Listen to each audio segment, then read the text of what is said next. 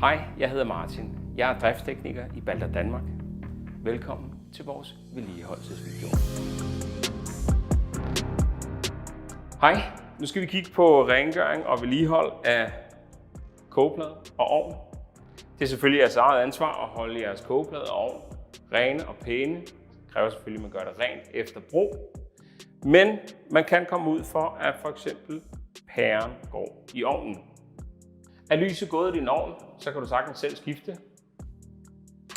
Det vigtigste her er først og fremmest gå ud på dit HBF-lag og slå ovnen fra.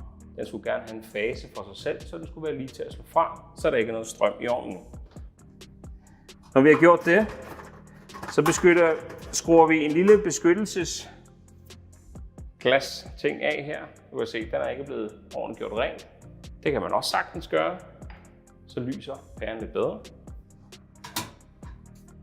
Så skruer vi pæren ud.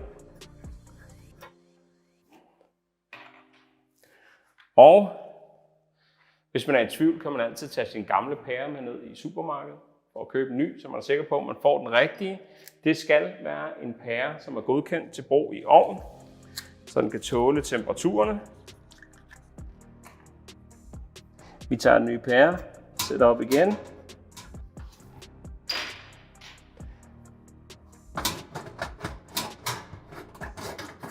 Glasset på igen, og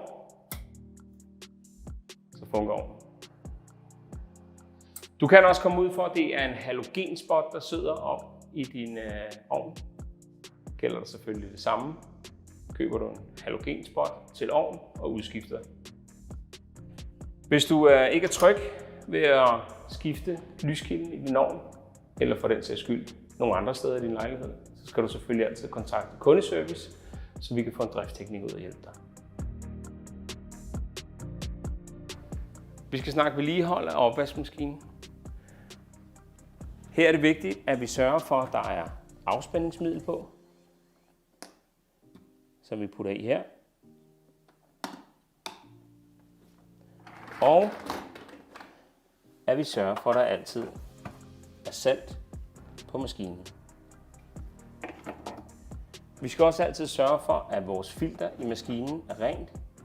Her drejer vi filteret hernede, tager det op, sørger for, at denne del er ren, og sørger for at sætte det på plads igen med pilen, der peger mod hinanden. Vil man gerne holde sin maskine fri for kalk, er citronsyre et godt hjælpemiddel. Sørg altid for at følge brugsanvisningen, der står på citronsyren. Hæld det ned i sæbedispenseren og lav en tom vask med citronsyre.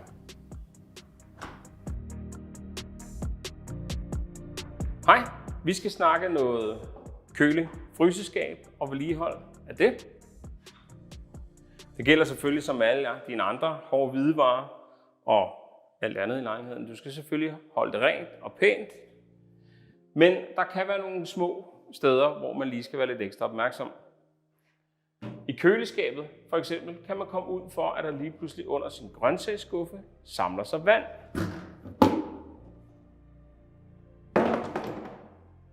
Det skyldes, at der er en lille afløb om bagerst i køleskabet, som kan være blevet stoppet af madrester eller ting og sager, så vandet ikke kan løbe fra heromme, og det gør, at der samler sig vand i bunden af køleskabet. Nu vil jeg vise jer, hvordan I får renset det. Når vi skal rengøre det lille afløb bagerst i køleskabet, tager vi først grøntsagsskuffen ud. Derefter fjerner vi den nederste skuffe i køleskabet. Og herinde bag sidder der så en lille liste, der dækker for afløbet. Som I kan se her, er der godt snavset.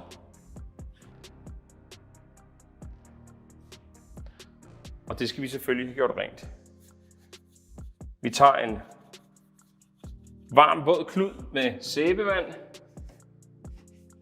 og får fjernet hernede, hvis der er noget, der løber ind i hullet her. Skal vi lige prøve at få det fjernet så godt vi nu kan.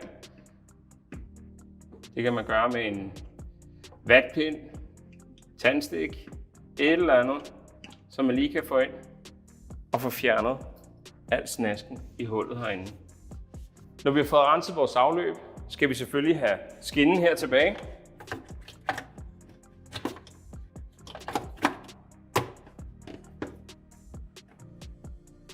Og derefter kan vi sætte hylde og grøntsagsskuffe tilbage. Det er vigtigt, at I husker at rense afløbet derinde, da jeres køleskab ellers ikke kan fungere optimalt.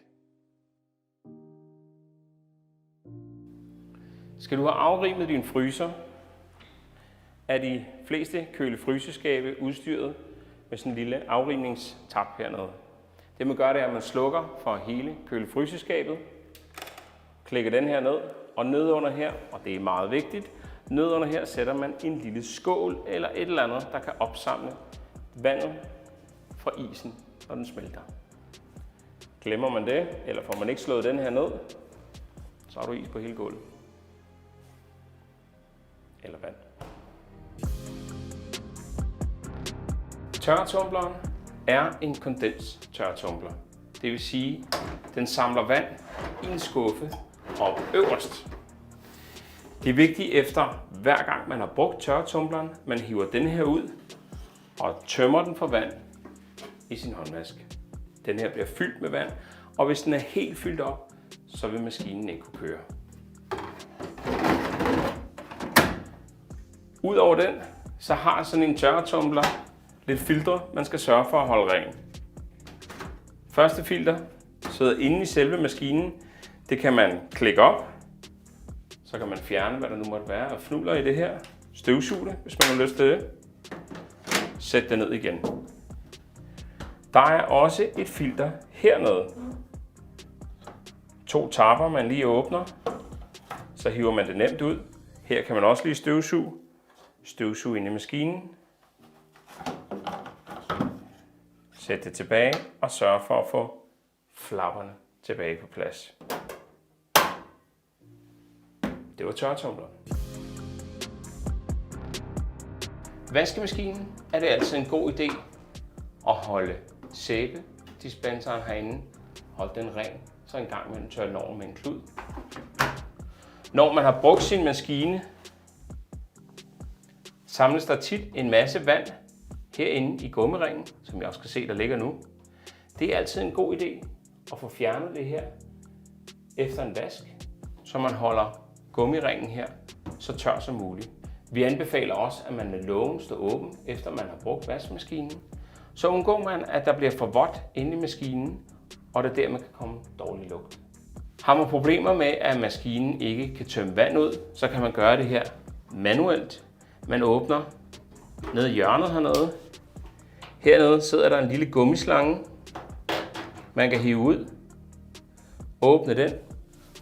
Sørg for at have en lille skål eller noget, det kan løbe fra i. Så kan man tømme vand ud af maskinen.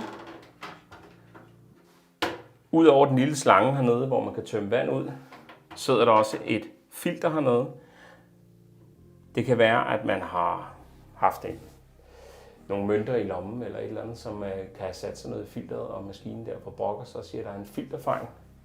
Så kan man skrue filteret ud her. Man skal altid være opmærksom på, at når man skruer filteret ud, så kommer der typisk noget vand med ud. Så sørg for at have nogle håndklæder klar, eller et eller andet, der kan aflede vandet. Så kan man rense sit filter, sætte det ind igen, og så skulle maskinen være klar til at køre. Kan du stadig ikke få gang i din maskine, eller bliver maskinen ved med at komme og melde en fejl, skal du selvfølgelig altid kontakte kundeservice, så vi kan få en autoriseret tekniker ud og kigge på den.